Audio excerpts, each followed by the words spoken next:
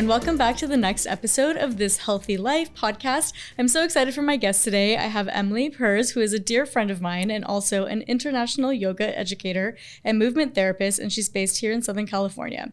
She's known for founding Sequential Body, an online studio dedicated to educating and empowering yoga and healthcare professionals.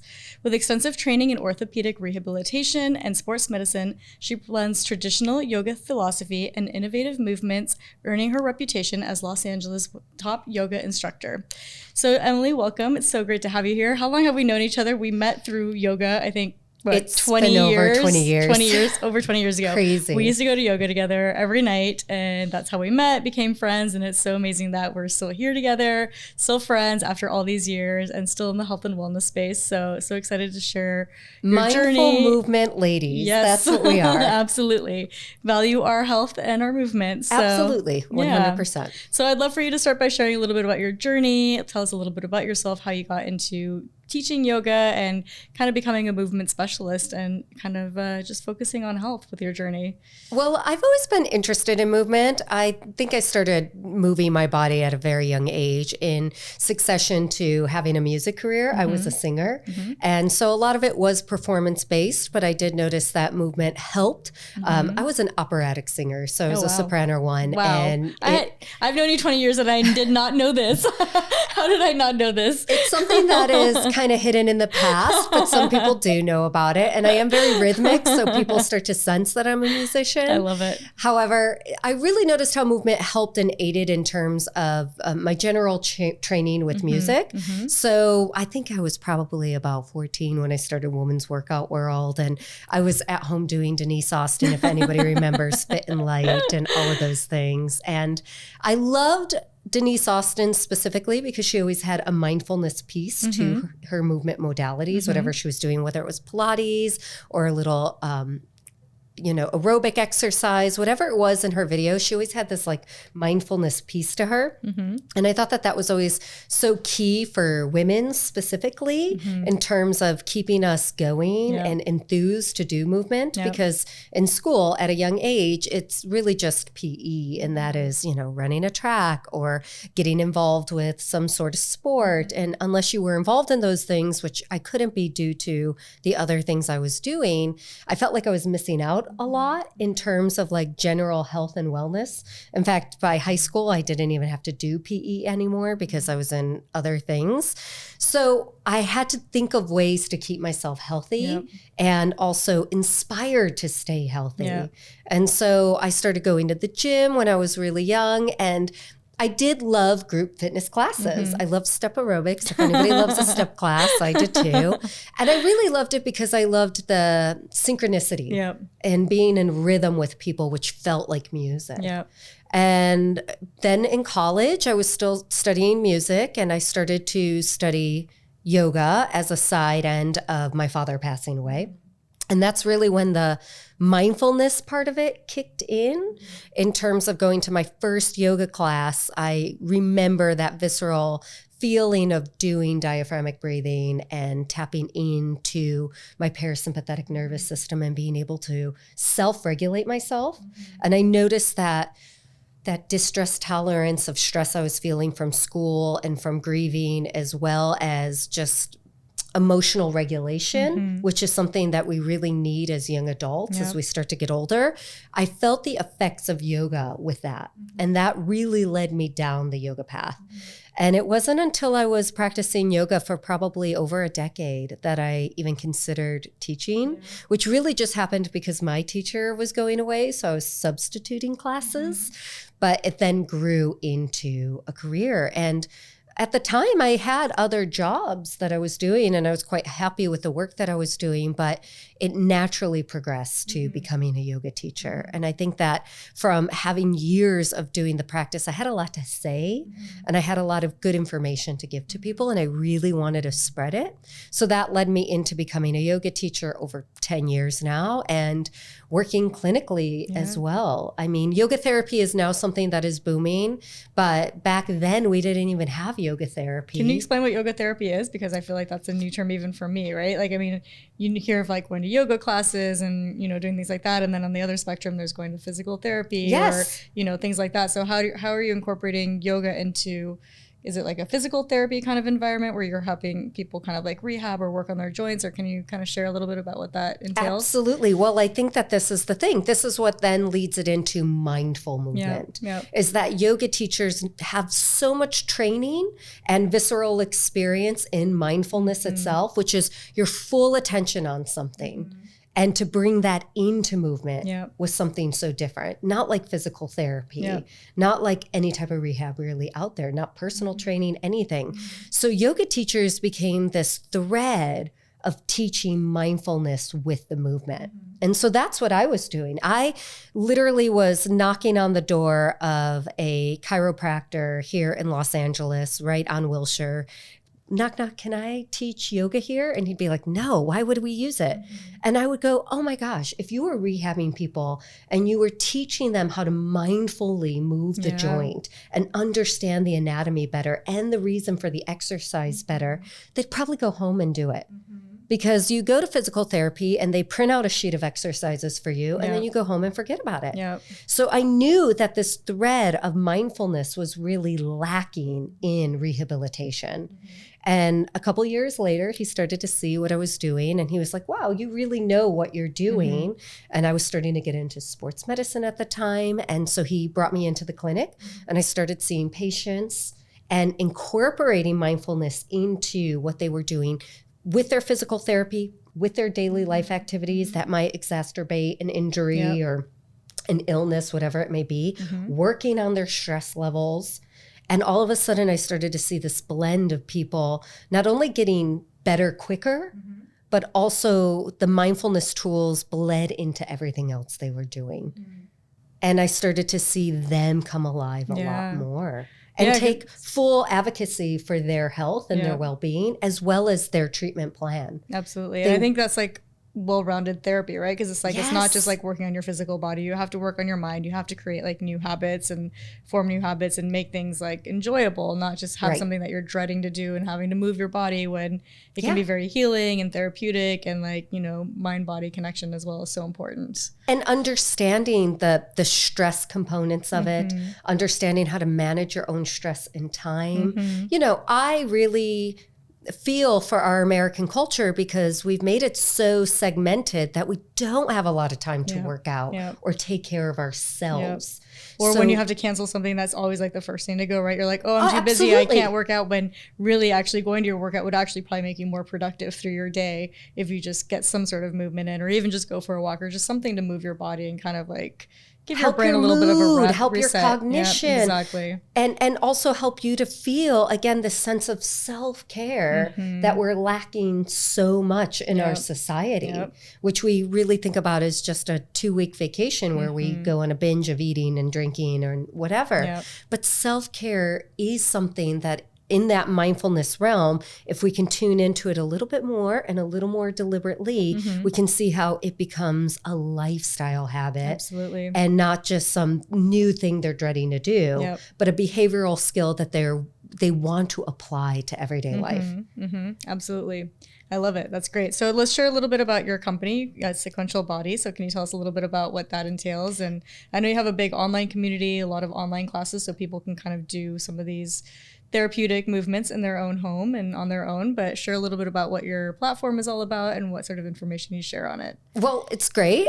Sequential Body was my COVID baby. I remember you launched as so many people did start a company in COVID. And I was really lucky because I had this huge Los Angeles community that I was able to bring online with me right away, people who had been taking my class. But at that time, I'd already been internationally teaching. So I did have a broader element worldwide.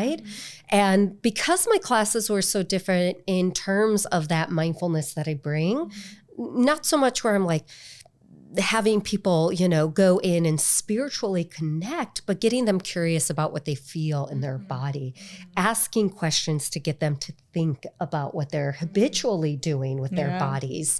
And what I saw is that not only did they converge online, but things started to open up for them in their lives where they wanted to learn more, where even though they'd had other jobs that they weren't going to leave, they really wanted to apply the yoga lifestyle to everything else that they were doing. And they really saw that the yoga lifestyle or the mindfulness lifestyle bled off their mat into their lives. So they got curious about having more deeper education on their anatomy or mindfulness itself and meditation and neuroplasticity and all these things.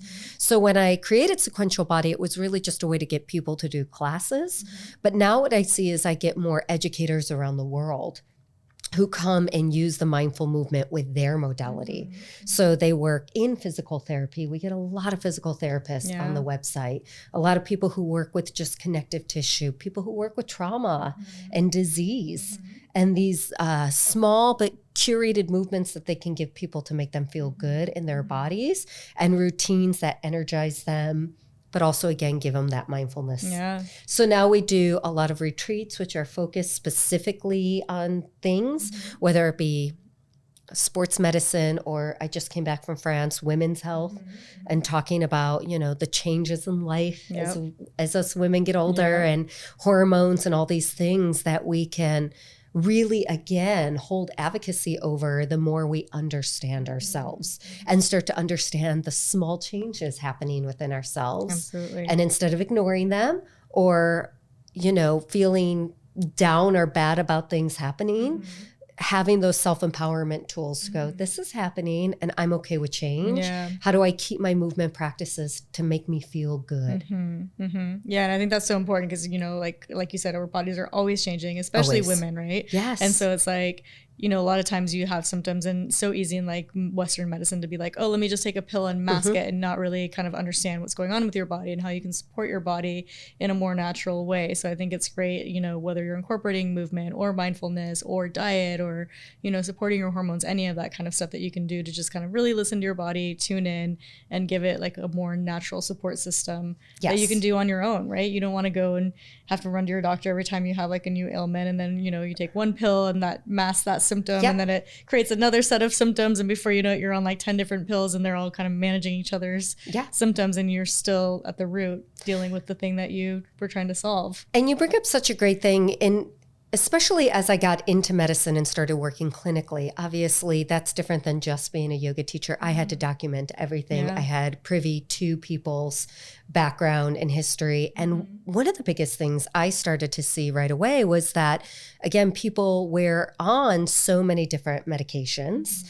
and the doctor might not even know about everything they were actually taking, because our medical system is so segmented. So they tell one doctor what they were on, they tell another doctor something else they're on, but they weren't giving the full disclosure of everything they were taking. And then the doctor that prescribed the original one doesn't know what the next three doctors prescribed, so he doesn't even know what you're on anymore, right? So Absolutely. It's like this whole chain reaction. And so the chain reaction were the reactions people were having that they'd come to me and talk to me about in privacy. They're like, man, I really don't want this side effect anymore. What do I do? And by starting to bring in meditation and bring in diaphragmatic breathing and bring in all these other modalities of movement and stuff they could do to help, you know, byline those side effects and maybe even potentially get them off medication, was really, really key with what I was doing in therapy. Yeah. Absolutely. It was building that behavioral habit for them of, oh, I don't need this so much because it actually doesn't make me feel good. Or it makes me worse and I didn't know it, right? Yeah. What could I do? I could change my nutrition. I could change my sleep routine. And a lot of that is funneled in to the yoga practice itself. So it was good because I was able to give them all these little new things they could do and incorporate at home that helped with a lot of bigger scale things that they were looking at or forced to deal with. Yeah, absolutely. And so when you're working with people, what are some of the biggest kind of like misconceptions or hurdles people have about like using some of these tools, right? Like, I mean, if their doctors got them on all these different medications and you're like, hey, you can solve some of this with like mindfulness and breathing and, you know, learning to kind of like calm your nervous system a little bit, or, you know, adjusting your diet. Like, what are the biggest roadblocks for people making that shift, and what sort of like misconceptions do they have of using these kinds of tools versus like a more Western tool? Absolutely. Well, I think the biggest thing is sleep. Yeah. Is that people just don't give themselves ample sleep, or they don't even, or at least quality sleep too, right? Like it's like a lot of people like lie in bed but are tossing and turning. Exactly. Like I have my Oura ring that's tracking my sleep, and sometimes I'm like, oh, I think I slept well, and I look, I'm like, oh, like I guess I didn't. Like, and then it makes me kind of more aware. Like, well, what did I do? Did I eat something later, or did I have a glass of wine, or like what threw off my sleep? So I've really been able to kind of dial down what things help my sleep improve and what things like, you know, really kind of take down my sleep score. And eventually you're going to start to feel that, and, you know, you can get away with it for a night or two here and there. But when you're chronically sleeping in a like deprived sleep state, like it really starts to take a toll on your body. Well, that is it. It's that chronic stress that people have from not getting enough quality sleep. And we see that. Obviously, our thoughts are probably the most pervasive thing that are keeping us up at night. Absolutely. So right there, that is pivotal. It's like if you are not going to take the time to schedule in being able to start to look at mindfulness tools like meditation or diaphragmatic breathing, which I think is even easier than meditation, in order to help with those pervasive thoughts, these issues are never going to subside. No. So it is one of those things where I'm like, you have to take the time to create the change of those pervasive thoughts if you want your sleep quality to change. We can change the nutrition, but you'd have to follow it. We can change all these other things, the environment, all of it, but you have to change the ability to get into bed and self-regulate that emotional distress you feel when these thoughts come in. And when that chronic stress, which is this low vibration that's keeping you up all night. So yes, time is of the essence, and I'm constantly talking to people, number one, about sleep. And then there's a lot of misconceptions on that too. Why do I need it? And you're like, well, or they think they feel fine on like 5-6 hours. And again, like, you know, like I feel like you can do that for a while, and then it eventually kind of catches up to you and you start having different sorts of chronic conditions or, you know, focus issues and things like that. And then it's like, go to your doctor, because you don't always put 2 and 2 together of like what's causing things, right? So it's like you can be sleeping chronically bad for 6 months, and all of a sudden you're like, oh, I can't focus at work, or I feel depressed, so you go get medication for that, when really it might be something that you're doing, a lifestyle choice that's impacting your health in a big way. In a big way. And over time will again take a toll. Exactly. We know this. We have plenty of clinical research to say that sleep is the number one thing we need to be focusing on. Next is obviously nutrition. And that is a big one to deal with, because in our society, there's just so many trends with fitness, and nutrition thoughts and ideas are constantly changing and evolving. But what we do know for a fact is that good protein is super important. You and I have talked about this at length, that the better the source of protein, the better their body's going to feel, the better their brain's going to work. Absolutely. I mean, in terms of cognition, everything is going to just work better. Absolutely. So this is one of those things that I'm constantly talking to people about too. If you are chronically sleep deprived, and then your body's in a place where it's not getting the right protein intake in order to synthesize and the brain to work well, then again, sitting down to do the meditation or the diaphragmatic breathing can also uptick stress, because you just are hungry, irritable, or in a depleted state. You have that brain fog that you just can't seem to go and get over, which then makes you grab the phone to do it. Or have that quick fix, which again, we are talking about real tools here and trying to get off of that and be able to implement it ourselves. That's another thing, is trying to get clients to understand the detachment from their phone to be able to perform these things. And that's a great point that you bring up, because I feel like such a common excuse when you're trying to implement one of these new habits is like, oh, I don't have time for that. Oh, I'm too busy. But you know, we all get that screen time report at the end of the week, and it's like some weeks I'm just like horrified at how much time I've spent on my phone. And then I'm like, okay, if I could spend this much time just scrolling and online or killing time on my phone, that's like 6 hours that I could have implemented like a new habit this week, you know, or like a meditation taking 15 minutes to do some mindfulness or some deep breathing, or just kind of like close my eyes and do like a little body scan, like anything that is better than just aimlessly scrolling. So I feel like everyone's like, oh, I don't have time, but we all have time, because we're all we all have this bad habit Yes. on our phones, and there's plenty of time spent there that can be translated into something that's a healthier habit. Absolutely. And just remembering, especially when we're talking about women, how the uptick in screen time also has a lot of psychological downsides for us. So one of the things that I really try to do, and that I see definitely more common in female than male clients, is that need, that almost OCD quality of like, I have to have my phone, and being able to pull away from the phone so they can be present. Yep. Because so much of what I'm trying to teach people to do is embody the present moment. Yep. You cannot do that with your phone, whether it's an app or anything that you're following there. Yeah. So anytime I'm giving somebody these mindfulness tools, it's really with the knowledge that they're going to go home and perform it without their phone. So that they take in the information, they're going to go home and do that information alone without it. Yeah, it's almost like you almost have a little bit of a panic attack the first times you're away from your phone, Yes. right? You're like, you're so used to having it. And if you think about it, we just had iPhones were what, maybe 12 years ago now? Yeah. And so it's like this habit has been so ingrained in us so quickly.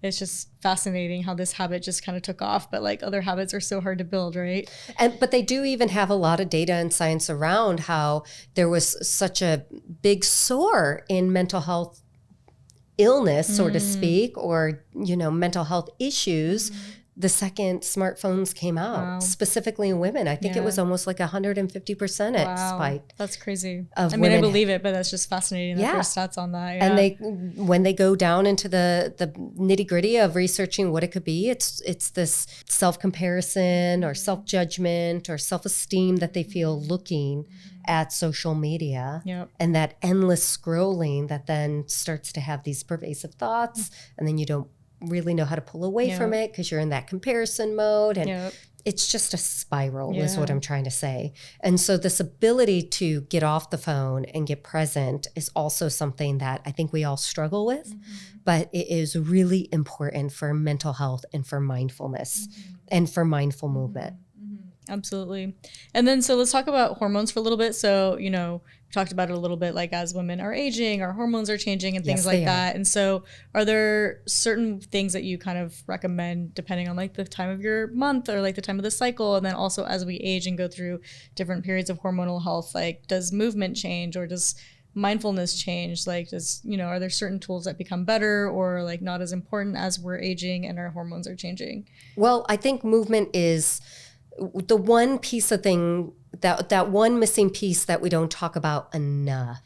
Because again, we segment it with, it's something I'll just get in if I can get it in today. Not understanding how important it is to move every single day, but that the movement does change as our hormones are changing. So we really see that women in their 20s, in their earlier 30s can do more of these hit impact workouts that have become really big with people like Orange Theory and F45, but really they should be segmented to a specific age range. But as we start to get older, specifically as women and as men too, that resistance training obviously is that key component that not only do we need to be lifting heavy a lot of times, but we need to be consistently lifting heavy. And we need to be keeping up with mindfulness routines because neurological wise, we're starting to get a decline there too. The brain is shifting as we age. So the more that we can then segment into our resistance training, having lighter days where we're doing Pilates or yoga and having that real cognitive focus on an exercise and moving with the class, having that synchronization that's also really good for the mind, the more we start to rebuild these neural pathways in a healthy way. Yeah, I really like that. That's a really good point because, I kind of go through phases where I'm like, I did yoga for a very long time and then I did Pilates and then I did Soul Cycle and now I've been strength training and like doing like I do like 2 cardio days and then 3 lifting days a week and I've been really enjoying that. But I do feel like I miss that kind of like mental component of having to focus. It's like, you're working out and you're like, what number am I on? What kind of, it's almost like you feel like you're getting kind of dumb when you're lifting weights because you're like, you're either off thinking about something else, you're not really focused on it, or you're just focused on the weight versus like a yoga class. Like you said, like you really have to think about it and you have to sync with the class and you have to kind of like time yourself right. And there is kind of that more awareness of your surroundings and like thinking more about the motions and things like that. So I think that's a great point to kind of make sure that you're integrating different types of workouts. Absolutely. And kind of working out your brain as well, right? Yeah. And one of the things that I'll add to that is, well, I really believe in resistance training, that it's huge and it's important. Again, it's segmented. You go to the gym and you'll work a specific part, where the mindfulness class should be used in a way where it's threading everything together. So there's no break. You're not taking that rep scheme where you're having a break and going back and pushing again to maximum force. This is just you being able to stay present with movement for a continued amount of time to build the pathways of the brain. Just like you would resistance training. You want to take that rest and then push again and have that exertion again in order to have those effects on the central nervous system. You want that same thing in a yoga class in a different way. When you're resistance training, you want it to kick in the sympathetic system. When you're doing the mindfulness stuff, you want it to kick in the parasympathetic system. And you're doing that by not having these breaks and continuing with staying present and focused and getting so dissolved in the movement that helps the body to relax and start to go with the flow and feel good and oxygen. And so it's a different take on it, but they're both very, very complementary to each other and super important for whole body health. That's that mind-body connection, right? So we want to be both sides of it. We want to be able to say that both are very important, specifically as we start to get older, so that we can offset some of the other biological things happening, especially with hormones. And I mean, you definitely walk the talk, right? Like you integrate this into your daily life. So like, what does a day in your life look like as far as like integrating movement and mind body, like connection and mindfulness? Like what's a day in your life like? So kind of just give an example of like how you can integrate this into someone's life. Well, obviously I wake up and there's no screen time because the second I do the screen time, I'm going to be scrolling and my attention is pulled away. And we know that within a half an hour of waking up, what spikes in the body? Cortisol. Yes. So I want to maximize on that time. So when I get up, I actually don't caffeinate right away. I do drink some water and I take the time to start to make the lists of where I'm going to go. And after I make those lists, I sit and then I do my meditation. So the lists are out of the way and now I can focus on how do I get my brain amped up for the day, revved up in order to complete those tasks. Do you write out lists or do you make like a mental list? So you're still know kind of what? thinking I've about gone things. back to old school writing it out. Okay. I really have, just because I am multitasking all day long and I will forget. So if I write it down in those moments, I'm more like, okay, I got to scratch them off. Then I go into my meditation, and my meditation can be as simple as counting my breaths and really focusing on breath. Sometimes my meditation is more like a mantra or singing in my head or something like that. But usually I'm really just focused on the breath. And I try to do it for about 20 minutes. That's it. That's really all I have time for. But then I'll notice an ability to focus that I didn't have already. And then I can go back and start to look at the tasks at hand and I'll spend time on that.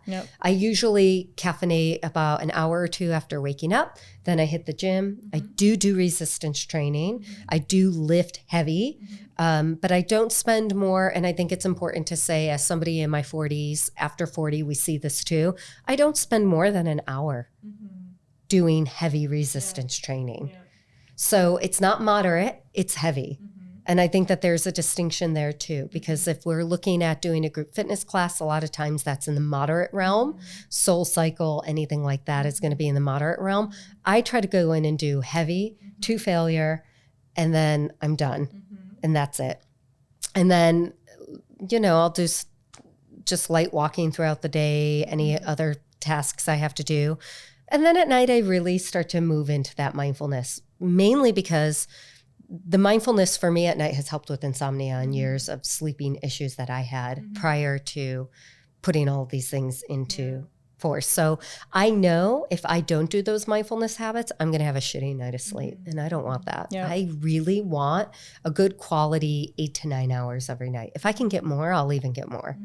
But I know that means doing my yoga practice at night, putting in the breath stuff there, but also really working on inversions and getting my legs up and having those moments to lay down on my back, anything like that that's soothing to my nervous system will help me to then by, 7 or 8 o'clock, be able to start to have a nice little dinner, relax and unwind and get into bed. Yeah. But I really try to do those things at night just because they help with thoughts. They help with that regulation. Absolutely. And so much of like sleep hygiene isn't once you hit the pillow and are in bed. So much of it is like what's leading up to going to bed, right? So it's like kind of winding down and trying to avoid like screen time and blue lights and things like that, because that can really affect your sleep and the quality of your sleep and falling asleep too. So, and I think that people don't put it in at a good enough time. So what happens is they come home, they're tired, so they lay around for a long time. And then what happens at night is they, again, have an uptick in cortisol.